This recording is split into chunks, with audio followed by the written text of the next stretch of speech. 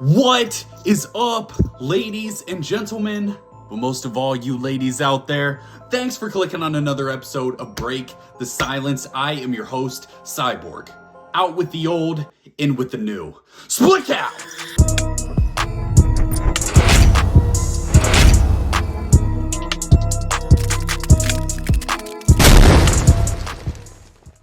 We just got done watching a highly entertaining basketball game between the Boston Celtics and the Los Angeles Clippers. A game that featured two of the best duos in the NBA, Paul George, Kawhi Leonard versus Jaylen Brown and Jayson Tatum. Two duos that, in my opinion, have a ton of similarities when you look at it. They're both wings that can switch, can defend, and can play offense and score from all three levels. We're going to break down this game because it was a dogfight throughout, and a lot of these matchups in this series over the last couple years have been dogfights. These two tend to bring out the best in each other. And tonight, the Boston Celtics got the best of them, behind Jaylen Brown and Jayson Tatum both having 29 points. Tonight, Kawhi Leonard had 26, and Paul George had 24. And that was the difference in the game. The Celtics duo was a touch better than the Los Angeles Clippers duo. But we want to talk about this because the Los Angeles Clippers on the season have a pretty solid record. They're fourth in the Western Conference right now, and they're nipping right on the heels of that number one seed. Kawhi Leonard has started to play more in the last 10 games. But when you look at some of their analytics and some of the things that when you really break them down, they actually are very poor offensively. So I was trying to figure out what makes this team so special, and I think I have a pretty good answer for you of why this team is still a contender in the Western Conference. Before we get into that, please take a second to like and subscribe to the channel. We are past 650 subscribers and we are headed for 700. So please take a second, hit that little button. So much NBA content, no one's grinding harder than we are here. But this Clippers team, and I'll get to the Boston Celtics here in a second, but I will start with the Clippers. They remind me of the Clippers from the early 2010s, when they had Blake Griffin, DeAndre Jordan, Chris Paul, JJ Redick, Matt Barnes. They had a ton of quality basketball players. A team that was right on the precipice of competing for a championship. Right there. And they had like 1 or 2 years that you felt like they should have taken advantage of. And then those final 2 years, I think it was in 15-16 when the Warriors ended up winning titles, you started to see that this team's still good, but it wasn't a real title threat. I think when you're looking at this Clippers team right now, they are in a similar spot to what that Clippers team was. They had a chance to really compete for the title 2 years ago when Kawhi Leonard got hurt against the Utah Jazz in round 2, the year that the Suns ended up making the finals and played the Milwaukee Bucks. That Clippers team took the Suns to 6 games without Kawhi Leonard. That was their ideal opportunity to compete for a championship. They also had a chance the year before in the bubble that the Lakers ended up winning when they were up 3-1 on the Denver Nuggets, and they ended up choking that series away. So this Clippers team, you feel like you got right there to the precipice of making the NBA Finals, competing for a championship, achieving all the goals of why you traded away Shai Gilgeous-Alexander and all those picks for Paul George. And you fell just short. And to me, it feels like you might be too late. We'll see if I'm wrong, because obviously there's a lot of parity in the NBA. The Western Conference is wide open. It's something we've talked about a lot on this podcast. There's no clear-cut favorite in the Western Conference. Now, there's very good teams. The New Orleans Pelicans, the Denver Nuggets, the Memphis Grizzlies are very good. The Phoenix Suns are missing Devin Booker for a little while. They'll start to fall off. The Golden State Warriors, you can never write off the Golden State Warriors. So in the Western Conference, there's plenty of quality basketball teams, and the Lakers aren't one of those. In case you were wondering, in case you're sitting here wondering and why I'm not saying they're not one of those. They're no good. Lakers are no good. But the Clippers feel like one of those teams that should have a chance. But when I watch them, Kawhi Leonard is just, he's at a point in his career where he's still very good, but he's not quite that top 5 player he was a couple years ago. And obviously that injury has had a lot to do with it. And one of the things that I think is encouraging, if you look at the last 10 games, so Kawhi started this season kind of playing off and on with still dealing with that injury. He was coming off the bench for a little while. Over the last 10 games, Kawhi Leonard is averaging 31.6 minutes a game. That to me is very encouraging.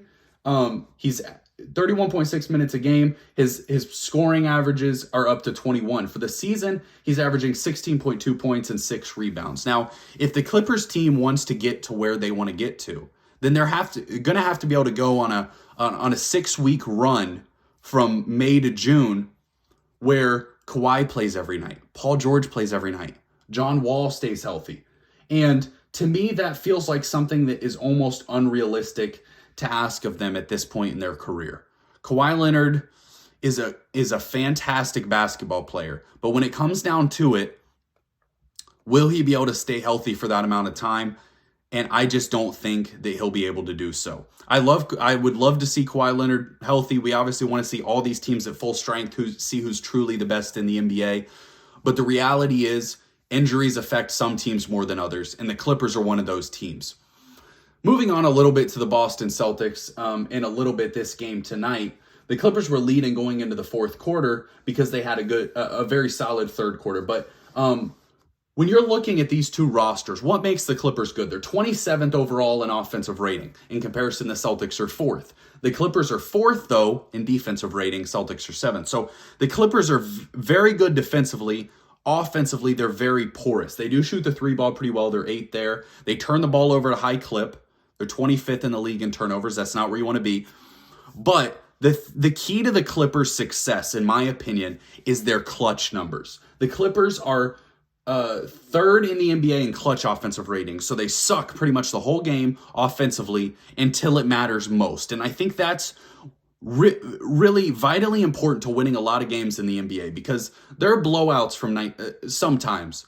But in the NBA, there's a lot of close games. You've got to grind out victories. And that clutch winning percentage is so important.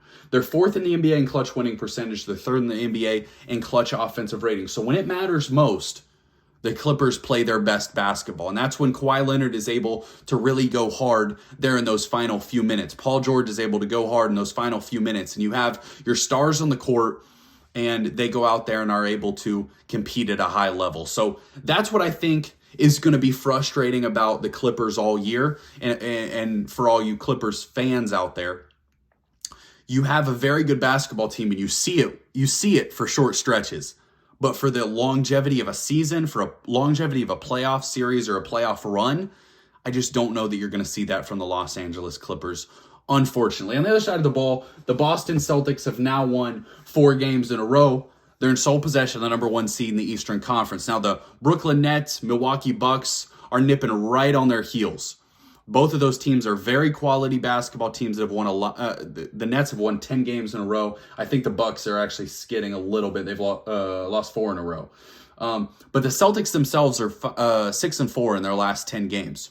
So you got to start to pick that up if you're the Boston Celtics. You don't want to let this bad stretch of basketball make you drop in the standings a little bit if the Nets continue to surge. So the key in the NBA is losses are going to happen. You're not going to go 82-0, but to not let those stack on top of each other, because basketball and sports in general are highly momentum based. You you have times where it feels like you just keep hitting shots, or you turn the ball over at a high clip, and you just keep turning the ball over, and it just feels like you can't get your rhythm.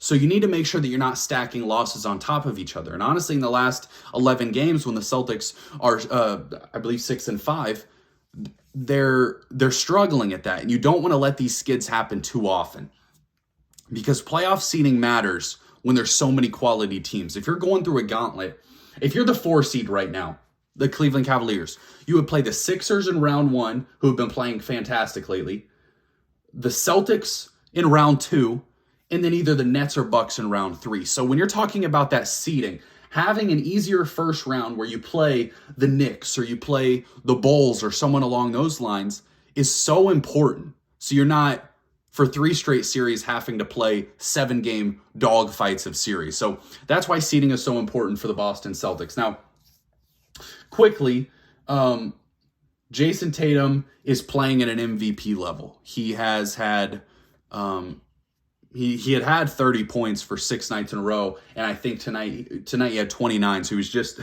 just below of that. But the Boston Celtics are back to the number 1 rated offense in the NBA.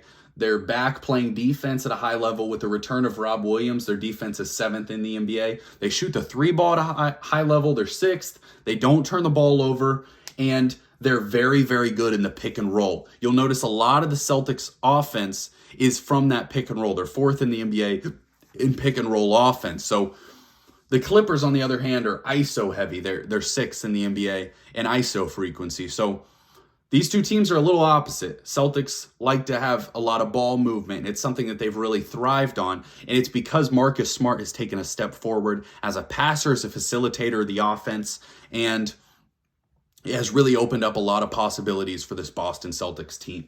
Now, we're going to keep watching both of these rosters because I know I said that I'm not sold on the Clippers. I think they might be over the hump. They're still a very good basketball team, and if a couple things go your way, you could be right there in the Western Conference Finals, and if you can get to the Final Four, anything can happen. The Boston Celtics, you got to keep going. You got to keep this 1 seed. The East is too stacked this year to have to play a tough series in round 1. You just don't want to do it. That's all we got for you tonight. Again, don't forget to subscribe. Thanks for watching. Cyborg out.